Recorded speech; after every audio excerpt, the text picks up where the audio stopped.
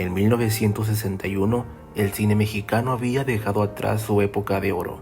Ismael Rodríguez, conocido como el director del pueblo, enfrentaba un gran problema. Tenía en sus manos el guión para una película llamada Ánimas Trujano, la cual era un proyecto sumamente prometedor.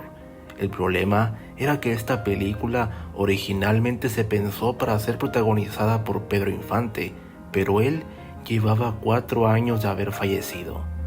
Ánimas Trujano se convertiría en otra de esas películas que otro actor tendría que llevar a cabo, pero ¿quién? Esa era la pregunta de Ismael Rodríguez. A finales de abril de ese año, el famoso actor de origen japonés Toshiro Mifune hizo su llegada a México, portando la vestimenta tradicional de su país. Entonces, Ismael tuvo la idea de acercarse al actor para ofrecerle el papel protagonista, pues pensaba que al tener a un actor internacional se garantizaría el éxito en la taquilla. Mi propósito de haber contratado a un actor extranjero para encarnar al personaje de Ánimas Trujano es el abrir el mercado internacional para beneficiar nuestra raquítica industria fílmica, mencionó Ismael Rodríguez. Un mes después, Ismael comenzó a filmar la cinta en el estado de Oaxaca. Sin embargo, surgió otro problema. Aunque Toshiro Mifune debía interpretar a un indígena oaxaqueño, el actor no hablaba español.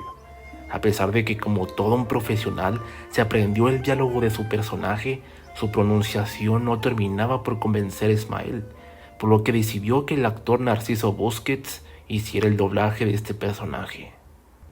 Ismael Rodríguez a la fecha es recordado por haber filmado muchas de las más famosas cintas de la época de oro del cine mexicano, en especial por sus trabajos al lado de Pedro Infante.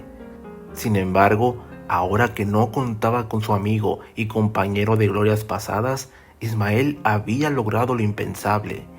Ánimas Trujano se convirtió en la segunda película mexicana en ser nominada a los premios Oscar en 1962. Por si fuera poco, fue también nominada a Mejor Película Extranjera en los premios Globo de Oro en ese mismo año. Curiosamente, al actor japonés solamente se le pagó por su participación en la película la cantidad de $10,000, una cantidad sumamente inferior a la que él acostumbraba a cobrar. A pesar de todo, él explicaría lo siguiente sobre su paga. En primer lugar, me convenció el señor Ismael Rodríguez. En segundo, porque tenía muchas ganas de trabajar en el bello México de gran tradición. Y en tercero, porque la historia y el personaje de Ánimas Trujano me parecieron muy humanas. Toshiro Mifune logró obtener de sus colegas mexicanos un gran número de elogios.